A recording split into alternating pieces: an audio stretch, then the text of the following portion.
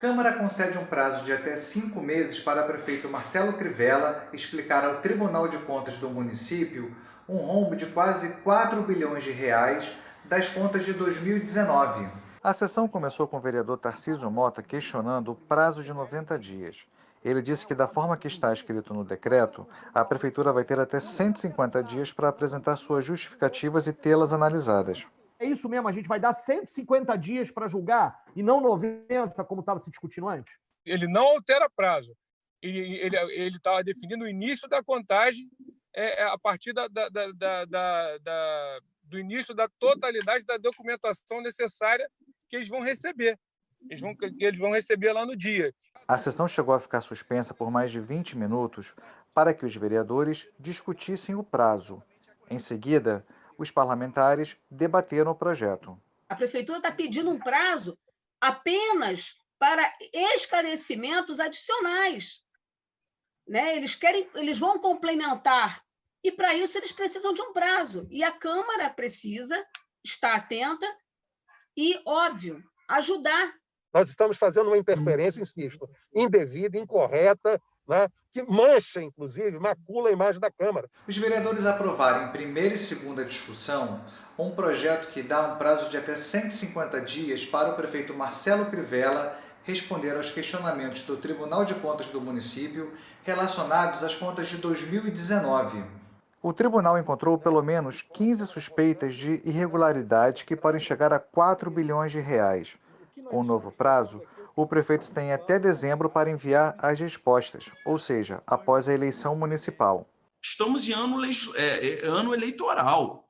É um dever nosso e um direito da população ter acesso a essas informações. É um direito básico da população. Isso aqui não é para vamos dar prazo para o prefeito vir com um plano maravilhoso que ele vai botar em 3 meses que falta para acabar o governo 4 bilhões de reais para zerar as contas. Não existe.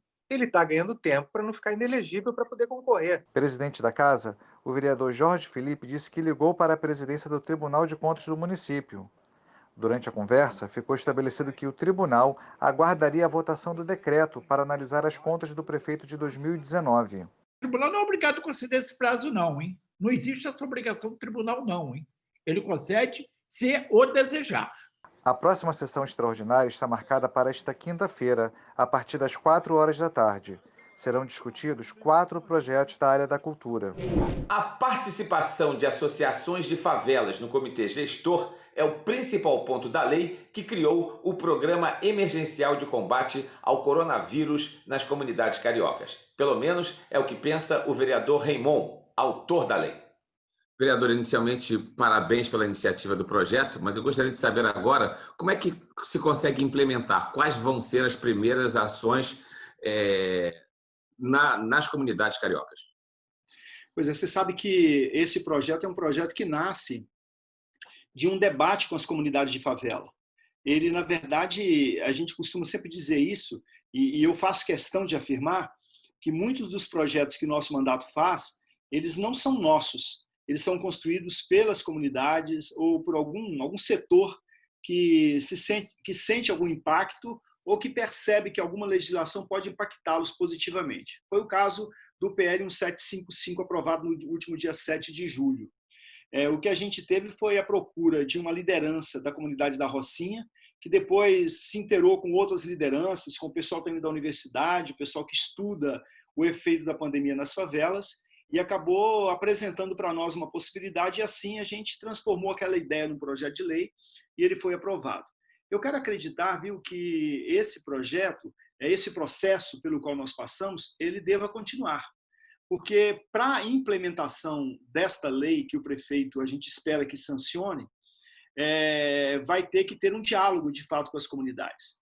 Um dos pré-requisitos que esse projeto traz é que exatamente as lideranças, as associações, os grupos que lidam com as comunidades de favela, que entendem ali a realidade da favela, que eles possam participar desse chamado comitê gestor, um comitê que vai pensar a política. Que, na verdade, isso é o coração de uma lei. Né? O coração de uma lei, na minha leitura, de modo particular dessa lei, é o fato de a prefeitura não ter que pensar sozinha, que a prefeitura ela tem que dialogar com os setores que são impactados. Quando a gente pensa, por exemplo, em alguns processos dessa legislação aprovada na Câmara, a gente pensa que ela está para a pandemia, mas que ela está também para além da pandemia. Que ela está para a pandemia, mas que ela também ela vai ultrapassar esse momento. O pós-pandemia também ganha com esse projeto de lei, porque uma vez implementada a limpeza nas ruas e nas vielas, nos becos, a higienização das comunidades, o processo de conscientização das pessoas através de material de divulgação, de que, de fato, a gente pode evitar muitas questões que nos chegam, inclusive evitar a própria morte, o contágio e o óbito, né, nas nossas comunidades. Esse é um processo que é um processo educativo. Tem um detalhe muito interessante nessa lei, que sempre que falo dela, eu gosto de lembrar, até para as pessoas entenderem o que é uma lei construída com participação popular. Os moradores de uma determinada favela me disseram: vereador, escuta, o capacete dos motociclistas, do motoboy, ele é uma coisa muito compartilhada. Então, você tira o capacete, o outro passageiro coloca o capacete, é uma coisa muito compartilhada. E como é que a gente pode fazer isso? Então, um processo também, a própria lei, e aí ficou colocado dentro da lei, né? Desinfecção e higienização de capacetes. Quer dizer, a prefeitura ter um cuidado com isso, tanto na questão da informação, quanto na questão de providenciar, na verdade, trazer a possibilidade de produtos que estejam à disposição das comunidades. Vereador, muito obrigado pela sua disposição e por essa conversa. À disposição. A realização dos desfiles das escolas de samba na Marquês de Sapucaí em 2021 continua indefinida. Na reunião realizada na noite desta terça-feira na sede da Liga Independente das Escolas de Samba, as agremiações decidiram que as apresentações só poderão ocorrer caso uma vacina seja descoberta. A decisão final ficou para setembro. Segundo o presidente da Liesa, Jorge Castanheira, este é o prazo limite para que as escolas consigam deixar tudo pronto até 14 de fevereiro, a data prevista do primeiro desfile do Grupo Especial no ano que vem. O plano B seria a realização dos desfiles em outra data, como os feriados da Semana Santa ou de Corpus Christi, mas tudo ainda vai depender da evolução da pandemia. Nós entendemos que o momento ainda é precipitado de falar qualquer coisa. Estamos aguardando as definições do ponto de vista dos setores de saúde, de governo, para podermos saber da previsão de alguma vacina, alguma forma de imunização ou de tratamento que permita que se tenha aglomerações. Nós não podemos ainda nos antecipar a nada. Estamos aguardando todo esse trabalho que vem sendo feito pelos cientistas e imaginamos que até mais ou menos meados de setembro a gente possa ter alguma definição. A Cinemateca do MAN completou 65 anos dia 7 de julho e, por causa da pandemia, as comemorações serão virtuais. É o primeiro evento integralmente online e o público vai poder conferir 2 mostras de filmes. Para entendermos melhor sobre as celebrações, eu converso com José Quental, coordenador de cinema do MAN. Muito obrigada pela participação. José, explica para a gente como vai ser essa mostra. Então, para o aniversário de 65 anos da Cinemateca, a gente está inaugurando um canal digital para a Cinemateca, né? Que é um passo super importante para a gente, uma coisa que a gente almejava, mas que foi um pouco antecipado com a pandemia. Então, a gente não previa fazer isso agora, mas a gente conseguiu solucionar dessa forma as comemorações dos 65 anos. Para isso, a gente concebeu 2 mostras específicas para esse canal.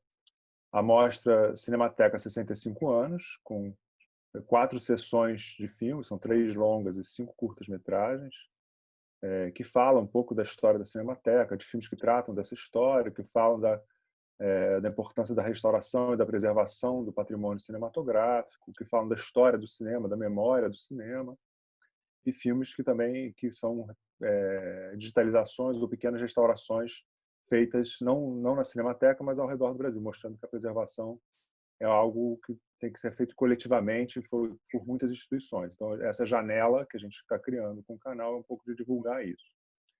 A segunda amostra é a amostra Petrobras de filmes para crianças, que é uma amostra concebida pela Cinemateca junto com 2 parceiros, né, o Dia Internacional da Animação e o CineAD, que é um programa, um laboratório da Faculdade de Educação da FRJ, que é um parceiro nosso desde 2007, que selecionaram filmes de animação, e no caso do CineAD, são pequenos filmes feitos por crianças, chamados Minutos Lumière, que são pequenos filmes de até 1 minuto, com uma tomada só, que busca reproduzir ou retomar os gestos iniciais do cinema, lá dos irmãos Lumière, do início do cinema.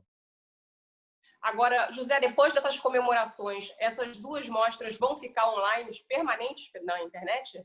Não. A ideia, essas mostras são temporárias, né? Normalmente vão ficar... A mostra Petrobras fica no ar até dia 13 de agosto, e a mostra 65 anos, cada sessão fica 1 semana no ar. Elas vão sendo substituídas até o início de agosto. Depois a gente vai entrar com uma nova programação, que a gente já está fechando, a gente já está definindo, já tem vários parceiros aí para a gente fazer essa programação, com diretores que estão emprestando os filmes para a gente, ou filmes que a gente pode mostrar. Então vai ter uma renovação no início de agosto. Muito obrigada pela participação. Muito obrigado. O ano de 2020 marca o centenário de uma das maiores intérpretes da música popular brasileira, Elisete Cardoso, conhecida como a Divina. Elisete Moreira Cardoso foi reverenciada pelo público e pela crítica nacional e internacional. Elisete Cardoso alcançou a consagração nos anos de 1950, quando gravou grandes sucessos como Canção de Amor e o álbum Canção à Meia Luz. Sofrendo a desilusão que me invade,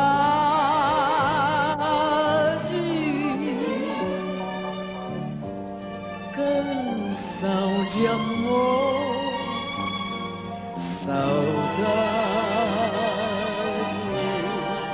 Carioca, Elisete Moreira Cardoso nasceu em 16 de julho de 1920.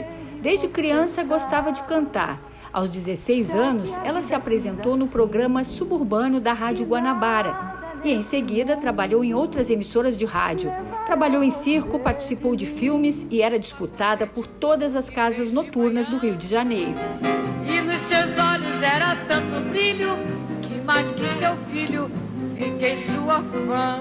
Em 1958, seu disco Canção do Amor Demais, com músicas de Tom Jobim e Vinícius de Moraes e acompanhamento ao violão de João Gilberto, foi considerado o marco inicial da bossa nova. Vai minha tristeza e diz a ele que sem ele não pode ser. Elisete Cardoso consagrou-se como uma das principais cantoras da sua geração e foi responsável por influenciar diversos artistas. Eu nasci em 1960, então em Belém, Pará. Quando eu abri lá meus ouvidos para a música, a Elisete já estava cantando na minha casa. E certamente era esse vinil que tocava, que é o Canção de Amor Demais, que ela fez como intérprete da obra de Tom e Vinícius de Moraes. E tinha João Gilberto ao violão. Então, eu cresci ouvindo essa grandiosa intérprete, de voz enorme, né? E grave, um registro lindo, aveludado. E não foi à toa que o Vinícius e o Tom a convidaram para fazer ser a intérprete, né, da obra deles nesse trabalho. E deixou um legado eterno, não é à toa que nós estamos aqui conversando sobre ela, celebrando esses 100 anos, né, que ela faria agora na quinta-feira, dia 16. E eu adoro as vozes enormes. Enquanto eu a ouvia, muito jovem, né, muito adolescente, depois segui ouvindo, eu não imaginava que seria cantora um dia, e o quanto ela teria me influenciado e segue influenciando. Né? As grandes vozes são as que eu adoro e de fato, porque eu ainda que seja muito associada à Bossa Nova, o que é uma imensa alegria e honra, a Bossa Nova nem precisa de grandes vozes, mas eu gosto das vozes enormes. Voz de Elis, voz de Dalva, voz de Elisete, né? E enormes até, assim, relativamente enormes, mas grandes, como é Nana, por exemplo, Nana Caymmi. E a Elisete é a mãe de nós todas. Aos 21 anos de idade, o músico Henrique Cases teve a oportunidade de tocar pela primeira vez com Elisete. a Divina. Foi uma experiência incrível, né? Porque eu cresci ouvindo na minha casa os discos da Elisete, né? Minha mãe gostava muito de cantar o repertório dela, acompanhado pelo meu pai no violão, coisa totalmente amadora, assim, nas rodas, né? De festas e serestas e do subúrbio. Então aquilo era uma coisa muito distante, né? Aquilo ela lá em casa era idolatrada, né? Aquela grande cantora, aquela personalidade incrível. O músico também relembra momentos com a cantora. Quando eu fui trabalhar com ela pela primeira vez, em 1980, eu tinha 21 anos, nós fomos fazer um projeto Pixinguinha.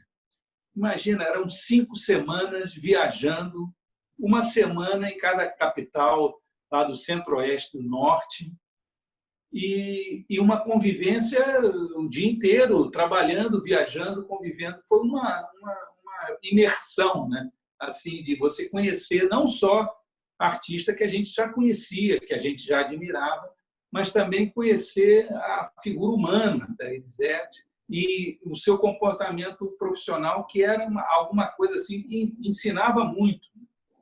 Uma grande profissional, uma pessoa que não e também com esse lado, quer dizer, que o grande profissional também não precisa ser uma pessoa séria o tempo todo. Ele pode ter o seu tempo de brincar, de fazer brincadeira. Até ela, com essa questão de viajar, gostava muito de contar história, às vezes nas esperas de aeroporto, nas refeições. Era uma pessoa muito gregária, gostava de juntar a turma que estava viajando e comer todo mundo junto, levar um papo, contar história. Uma figura. Aprendi muito logo assim, no primeiro contato já foi uma imersão profunda em Elisete, que só fez aumentar a admiração que eu já tinha de ouvir desde pequeno. Qual é a música que você citaria e tocaria aí para a gente em homenagem a Elisete, que tanto você gosta e tem esse carinho enorme? Eu escrevi na fria areia um nome para amar. O mar chegou, tudo apagou. Palavras levam o mar. Eu achava bonito isso. Nossos Momentos foi o primeiro sucesso da Elisete, a música que colocou ela, né, assim como uma estrela da música brasileira.